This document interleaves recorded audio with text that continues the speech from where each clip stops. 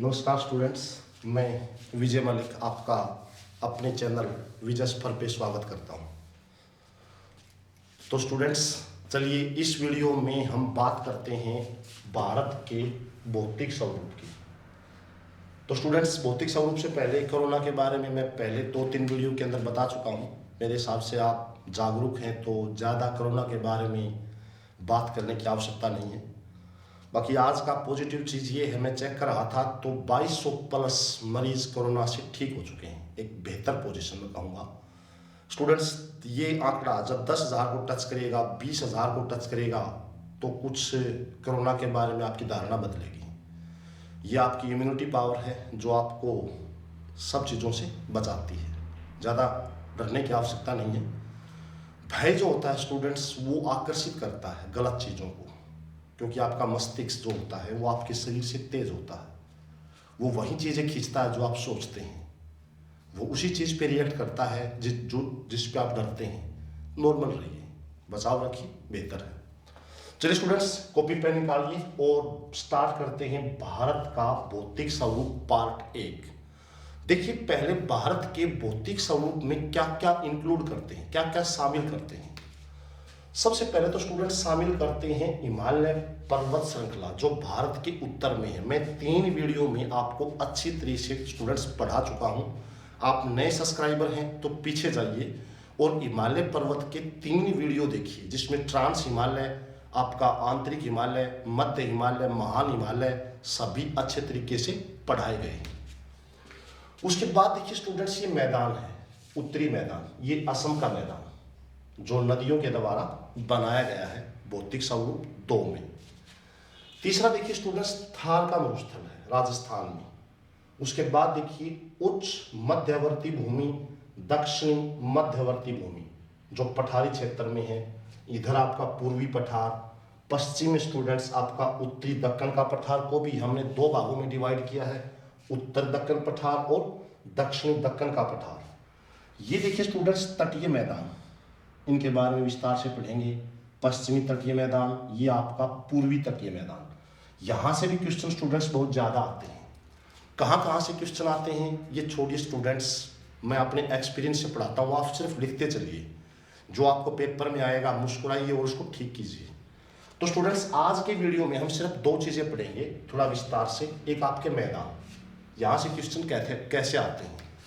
दूसरा स्टूडेंट्स, आपका थार का मरुस्थल। 2 चीजें पढ़ेंगे। हिमालय पर्वत ऑलरेडी हम पढ़ चुके हैं। आज स्टूडेंट्स हम बात करेंगे तो सिर्फ आपके मैदानों की। देखिए स्टूडेंट्स, यहां से ये भारत यहां से स्टार्ट होता है, ये पाकिस्तान। तो कुछ मैदान जो है वो पाकिस्तान में भी चला गया है, लेकिन इसको हम इंक्लूड नहीं करेंगे। इस मैदान में स्टूडेंट्स ये नदियों के द्वारा बनाया गया है। नदियां अपने साथ क्या लेके आती हैं? मिट्टी, उपजाऊ मिट्टी। उसको स्टूडेंट्स वे समतल कर देती हैं, बिछा के समतल कर देती हैं। तो स्टूडेंट्स, इस क्षेत्र में नदियां बहती हैं। नदियां जो 12 मासी नदी होती हैं, जो हिमालय पर्वत से निकलती हैं, वो नदियां बहती हैं। नदियां बहेंगी तो स्टूडेंट्स, जाहिर सी बात है ये क्षेत्र कृषि के लिए बहुत ज़्यादा उपजाऊ है। अब स्टूडेंट्स, कृषि के लिए उपजाऊ होगा तो सघन जनसंख्या वाला क्षेत्र भी होगा, क्योंकि आदमी किस पे डिपेंड करता है? किसी व्यवसाय पे करता है।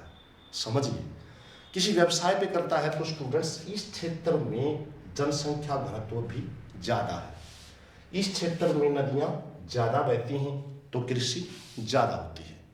हालांकि आपसे पूछा जाए कि जैव विविधता सबसे ज़्यादा कहाँ पाई जाती है? जैव विविधता सबसे ज़्यादा भूमध्य रेखा के ऊपर पाई जाती है, क्योंकि स्टूडेंट्स भूमध्य रेखा पे बारिश बहुत ज़्यादा होती है, प्रकाश बहुत ज़्यादा होता है। जहाँ बारिश और प्रकाश ज़्यादा होते हैं वहाँ पे स्टूडेंट्स जैव विविधता ज़्यादा होती है। यहाँ देखिए उत्तरी मैदान। उत्तरी मैदान को स्टूडेंट्स हम जो है 2 या 3 भागों के अंदर भी डिवाइड कर सकते हैं। देखिए, एक आपका है, ये आपका है पंजाब का मैदान। पंजाब का मैदान, साथ साथ लिखते भी रहेंगे स्टूडेंट्स और साथ साथ समझते भी रहेंगे। पंजाब के मैदान में स्टूडेंट्स 5 नदियां बहती हैं। आपको पता है, सिंधु, रावी, जो है आपके बाद सतलुज, ब्यास, ये 5 नदियां बहती हैं। ये स्टूडेंट्स देखिए थोड़ा समझने का प्रयास कीजिए। ये आपका उत्तर दिशा, ये आपकी दक्षिण, पूर्व और पश्चिम। जो आपका पंजाब है, जो आपका पंजाब का मैदान है, उसका ढाल स्टूडेंट्स कुछ ऐसे है, कुछ ऐसे कह सकते हैं कि उसका ढाल उत्तर पूर्व से लेकर पश्चिम दक्षिण की तरफ है। जिस तरह स्टूडेंट्स पृथ्वी का ढाल होगा, आपको पता है पानी जो है वो उच्च तल से लेकर निच तल की तरफ चलता है। तो स्टूडेंट्स पंजाब के अंदर जितनी भी नदियां बहती हैं वो सारी पाकिस्तान के अंदर चली जाती हैं। इट मीन्स जो ये पंजाब का मैदान है इसका ढाल स्टूडेंट्स इस तरफ है, इस तरफ है। इस तरफ मीन्स उत्तर पूर्व से लेकर पश्चिम दक्षिण की तरफ है। तो स्टूडेंट्स सारी नदियां इस तरफ बहती हैं। यहां स्टूडेंट्स बीच में अरावली श्रृंखला है, अरावली श्रृंखला है। ये इसको 2 भागों में डिवाइड कर देती है। यानी कि अरावली श्रृंखला के यदि आप जाएंगे पश्चिम में तो मैदान का ढाल है उत्तर पूर्व से लेकर पश्चिम दक्षिण तक। इसलिए जितनी भी नदियां हैं, चाहे आपकी सिंधु हो, रावी हो, झेलम हो, व्यास हो, सतलुज हो, वो इस तरफ बहती हैं। नंबर 2 पॉइंट देखिए स्टूडेंट्स, दूसरा मैदान आपका, ये जो है आपका दूसरा मैदान जिसको हम कहते हैं दोआब, गंगा और यमुना के बीच का क्षेत्र। देखिए स्टूडेंट्स, इस मैदान का जो ढाल है वो कुछ इस तरफ है। कह सकते हैं इसका ढाल उत्तर पश्चिम से दक्षिण पूर्व की तरफ है, उत्तर पश्चिम से दक्षिण पूर्व की तरफ है। तो यहां पे जितनी भी नदियां बहती हैं स्टूडेंट्स वो इस तरफ बहती हैं, इस तरफ बहती हैं। इस तरफ बहेंगी तो स्टूडेंट्स आपका गंगा, यमुना, आपका कोसी, सोन, गंडक, जितनी भी नदियां हैं स्टूडेंट्स वो सारा का सारा इस तरफ बहती हैं और ये मैदान जो है स्टूडेंट्स उपजाऊ बन जाता है। टोटल यदि बात करें इस मैदान की लंबाई स्टूडेंट्स तो ये आपका है 3200 किलोमीटर। इसकी लंबाई पड़ती है स्टूडेंट्स 3200 किलोमीटर। इसकी चौड़ाई, ये इसकी स्टूडेंट्स लंबाई है। इसकी चौड़ाई स्टूडेंट्स एवरेज की बात करें तो 150 से लेकर 300 किलोमीटर इसकी औसत चौड़ाई है, औसत चौड़ाई है इस मैदान की। तो स्टूडेंट्स ये देखिए अरावली पर्वत श्रृंखला, पंजाब का मैदान, आपका गंगा नदी का मैदान। आपको पता चला कि ढाल किस तरफ है, नदियां वैसे बहती हैं। देखिए उसके बाद आता है आपका असम का मैदान। आपको पता है स्टूडेंट्स यहाँ आपकी ब्रह्मपुत्र नदी बहती है, यू टर्न करके ये असम के अंदर प्रवेश करती है।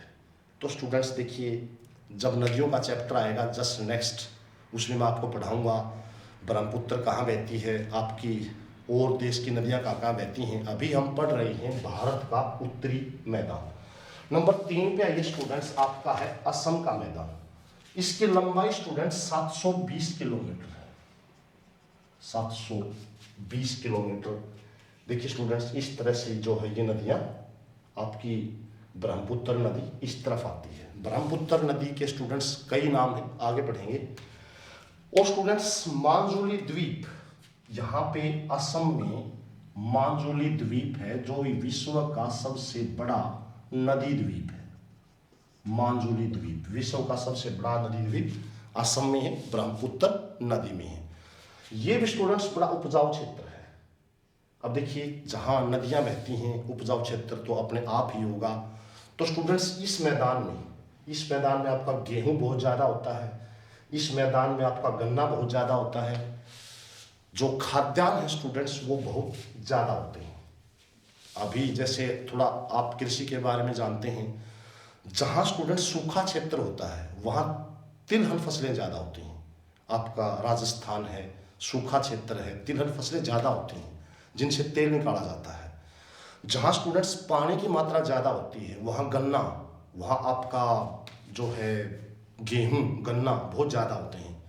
ये भी नोट कर लीजिए कि सबसे ज़्यादा किसी फसल को पानी की जरूरत होती है तो वो आपका गन्ना है।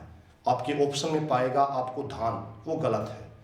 क्योंकि स्टूडेंट्स धान के अंदर जो पानी खड़ा करते हैं वो इसलिए खड़ा करते हैं कि खरपतवार ऊपर ना आए, अदरवाइज धान को ज़्यादा पानी की जरूरत नहीं होती गन्ने के बनिस्बत।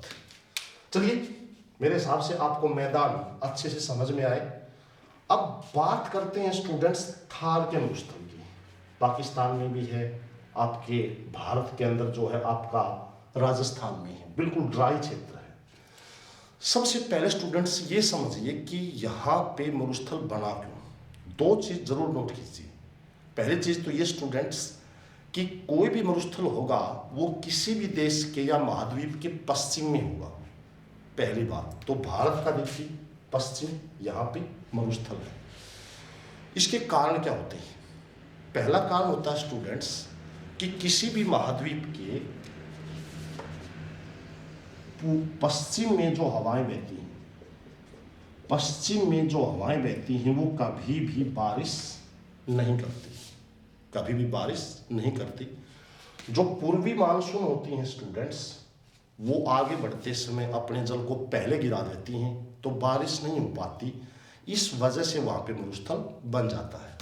देखिए, इसके बारे में बात करते हैं। देखिए, जब यहाँ से दक्षिण पश्चिम मानसून आगे बढ़ता है तो स्टूडेंट्स इस क्षेत्र पे जबरदस्त बारिश करता है। इस तटीय मैदानों पे बारिश जबरदस्त होती है। लेकिन जो ये दक्षिण पश्चिम मानसून ऊपर की तरफ बढ़ता है तो स्टूडेंट्स, थोड़ी देर पहले मैंने आपको बताया था अरावली पर्वत, ये इनकी दिशाओं में होने की वजह से इनके बिल्कुल पास से मानसून गुजर जाता है। इस वजह से राजस्थान में बारिश नहीं हो पाती। यहाँ भी स्टूडेंट्स एक क्वेश्चन अराइज होता है कि दक्षिण पश्चिम मानसून जो है वो राजस्थान में किस एक जगह पे बारिश करती है, किस एक जगह पे? वो स्टूडेंट्स गुरु शिखर, सिर्फ यहाँ बारिश करती हैं गुरु शिखर। गुरु शिखर स्टूडेंट्स अरावली की सबसे ऊंची चोटी है। गुरु शिखर सिर्फ वहाँ पे बारिश करती हैं क्योंकि ऊंचाई ज़्यादा है। गुरु शिखर जो है जिला सिरोही राजस्थान के अंदर, तो स्टूडेंट्स वहाँ पे बारिश होती है। अब देखिए, जो आपकी दक्षिण पूर्वी मानसून है, दक्षिण पूर्वी मानसून है, ये स्टूडेंट्स आगे बढ़ती हैं, यहाँ पे बारिश जबरदस्त करती हैं, आगे बढ़ती हैं तो स्टूडेंट्स यहाँ देखिए सही है कि अरावली कहीं ना कहीं इनके बीच में आ जाता है, लेकिन स्टूडेंट्स ये अपनी अधिकतर नमी को यहाँ पहले ही गिरा चुकी होती है। दिल्ली तक आते आते स्टूडेंट्स 56 mm बारिश करती हैं, उसके बाद में इनके अंदर नमी बहुत कम हो जाती है। इस वजह से यहाँ पे बारिश नहीं हो पाती, तो ये क्षेत्र सूखा है। स्टूडेंट्स यहाँ पर साल भर में 15 सेंटीमीटर से भी बारिश कम होती है, 15 सेंटीमीटर से भी बारिश कम होती है। तो देखिए, इस वजह से जो है आपका 1,75,000 वर्ग किलोमीटर का क्षेत्र जो है वो सूखा रह जाता है। बारिश नहीं होती है तो आपको पता है वहां पे रेतीली जमीन सो जाती है। तो स्टूडेंट्स, ये थार मरुस्थल आपका उत्तर मध्यवर्ती भूमि के जो है पश्चिम की तरफ है। 1,75,000 वर्ग किलोमीटर का क्षेत्रफल है। वर्षा साल में 15 सेंटीमीटर से कम होती है। हालांकि स्टूडेंट्स, एक क्वेश्चन और पूछा जाता है यहाँ पे, आपको बताना चाहूँगा, एक लूनी नदी है अजमेर से निकल के स्टूडेंट्स, लूनी नदी है, और स्टूडेंट्स ये यहाँ पे गुजरात में आके जो है लुप्त हो जाती है, यानी कि अंतःस्थलीय नदी है। भारत की सबसे बड़ी अंतःस्थलीय नदी लूनी नदी है। अजमेर की पहाड़ियों से निकल के स्टूडेंट्स ये राजस्थान और फिर आपके गुजरात के अंदर बहती है और वहाँ पे लुप्त हो जाती है। 495 किलोमीटर लंबी है। ये नहीं है कि राजस्थान में ही सिर्फ मरुस्थल है स्टूडेंट्स, कुछ गुजरात का क्षेत्र भी आता है, थोड़ा बहुत पंजाब का क्षेत्र कह सकते हैं, दक्षिणी पंजाब और उत्तरी गुजरात। जब स्टूडेंट्स यहाँ पे लुप्त होती है तो यहाँ का क्षेत्र दलदली हो जाता है। तो तो यहाँ पे जो आपके बीएसएफ के जवान हैं उनको बड़ी मुश्किल आती है, उस क्षेत्र में गश्त करते हैं, क्योंकि स्टूडेंट्स जहाँ दलदली क्षेत्र होता है वहाँ सांप और बिच्छू ज़्यादा मिलते हैं। तो स्टूडेंट्स बीएसएफ के लिए ये जो क्षेत्र है ये पूरे देश में गश्त करने का सबसे मुश्किल क्षेत्र है, क्योंकि यहाँ का क्षेत्र दलदली है। तो स्टूडेंट्स इसमें हमने दो चीज़ें पढ़ी, एक आपका उत्तरी मैदान और एक आपका जो है थार मरुस्थल। आगे स्टूडेंट्स पढ़ेंगे पठार के बारे में, पूर्वी तटीय मैदान और पश्चिमी तटीय मैदान। उसके बाद में स्टूडेंट्स मैं चाहूँगा कि हमारा भौतिक स्वरूप कंप्लीट हो जाएगा। स्टूडेंट्स बार बार देखिए वीडियो को, एक से ज़्यादा बार देखिए, कारण क्या है समझिए, लिखिए, देखिए। तो स्टूडेंट्स आपको लगे कि बेहतर पढ़ाया जा रहा है तो कमेंट्स बॉक्स में जाइए, कमेंट्स लिखिए, शेयर कीजिए, सब्सक्राइब कीजिए, लाइक कीजिए, अपने किसी सहपाठी को बताइए कि भले ही लॉकडाउन हो आप इस वीडियो को जो है देखिए बार बार। तो स्टूडेंट्स चलिए जल्द अगले वीडियो में फिर से मिलते हैं। जय हिंद, जय भारत।